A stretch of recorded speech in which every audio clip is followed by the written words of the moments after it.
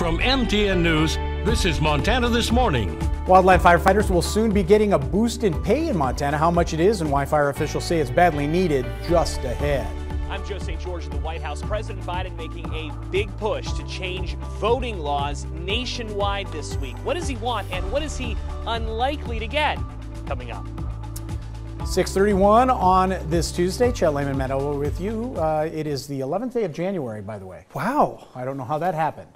Seems like it was No, it does feel like a couple of days ago we were getting ready for Christmas and New Year, and now it's 11 days into 2022. here we go again, and we're in a really quiet pattern overall. Temperatures are a little chilly into the morning. Case in point, yesterday morning we were below zero. This morning we're a few degrees warmer, so maybe we can break this cycle a little bit by the afternoon. We're going to see a little extra wind for the afternoon. The cloud cover trying to roll in for the morning. It's a beautiful morning, just crisp and chilly. I don't expect to see any precipitation moving in. We'll just be in and out of cloud cover through the afternoon, mostly in, by the way. Daytime highs into the upper 20s and low 30s for Bozeman. I think it'll be a struggle to get much warmer than that for today, but we do have some warmer weather on the way. We'll talk about that, look at drought conditions, and much more in just a few minutes. Thank you, Matt. It is now 6:33. In a marked contrast to other recent meetings, Bozeman School Board received very little public comment at its meeting last night. Previous meetings, dozens of passionate parents expressed their views on board policies and decisions, mostly relating to pandemic safety rules. Last night, only one parent spoke. It was the first time since the board has met since the holiday break. That meeting lasted a little less than 4 hours, featured multiple awards, presentation, and very little public comment. I want to once again register my parental fury with the interim superintendent and his premature decision to let our guard down on COVID at exactly the wrong time. But last week, you took down the masking requirement for high school students. Today, my 9th grader tested COVID positive. Now, the masking policy for high school students in the district went to optional for a week, but has since returned to mandatory due to community surge in cases. Well, the COVID surge in the United States is not easing political tensions in the country. In fact, those tensions seem to be greater than ever. Here's an example right in Montana. In Lockwood, near Billings, man's business of selling political flags is not going over well with some of the locals.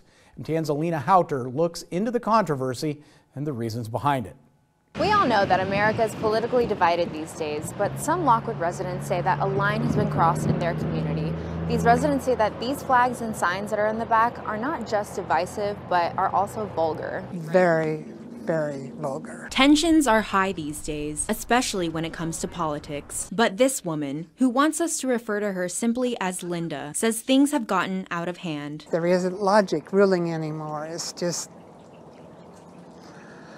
unreal. These flags and signs have become a common sight along North Frontage Road in Lockwood, being sold at this roadside stand. We've blurred the actual F word that's offending many. Just awkward. Unnerving. But Linda says this isn't about politics. It wouldn't matter who the candidate was on these flags, Republican or Democrat. It's the word, she says, that crosses a line. I'm all for one having the right to speak.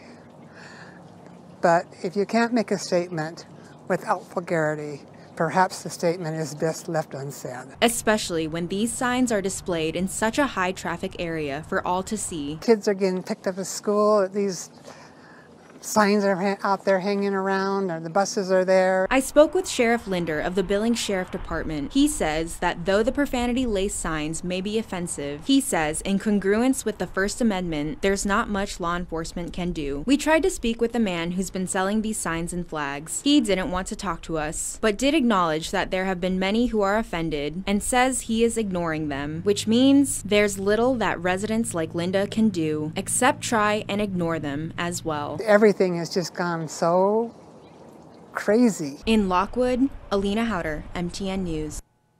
6:35 now. Should everyone vote the same way coast to coast? Currently, it varies greatly depending on where you live, with some states making it easier than others. For instance, in 26 states, you can vote absentee for any reason, while a valid excuse to vote early is needed in other states. Voting rights will take center stage today as President Biden delivers a major address on the topic in Georgia. But what the president wants doesn't have the votes to pass right now. So what can pass? Our Joe St. George explains. Circle the calendar now, because if you don't know, this year is a big midterm election year with key state and federal races happening from coast to coast, including where you live. How you vote in 2022, though, is still up for debate, with President Biden hoping to get new laws passed soon. What do Democrats want? New nationwide standards for mail-in voting, early voting, and voter registration. The president choosing Georgia for his speech Tuesday because of new laws passed there that he views as restrictive. For instance, in these 4 heavily populated counties around Atlanta, there were 94 ballot drop boxes in the 2020 election. After recent laws passed, future elections in that region can now only have 23 drop boxes max. Republicans who passed the laws say a lower number of boxes helps prevent voter fraud. Georgia is hardly alone. According to the nonpartisan Brennan Center for Justice, 19 states passed 33 different laws last year that they believe make it harder for Americans to vote. President Biden has a problem, though. Currently, he doesn't have the votes to pass what he wants. That's because the current rules of the U.S. Senate say voting rights legislation needs 60 votes to break the filibuster.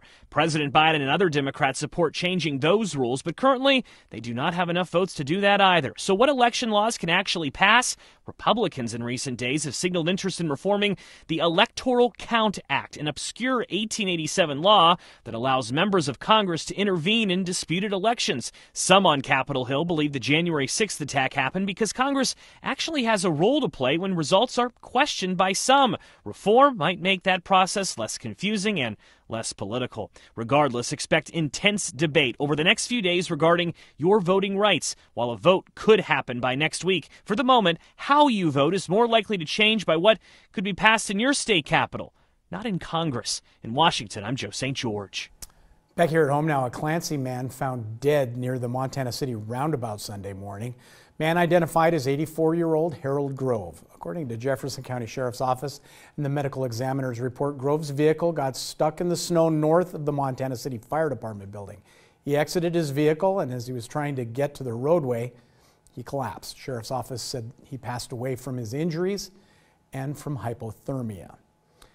And a 33-year-old woman from Butte died Sunday night after being struck by a vehicle while walking along US 2 near Martin City. That's just south of Glacier National Park.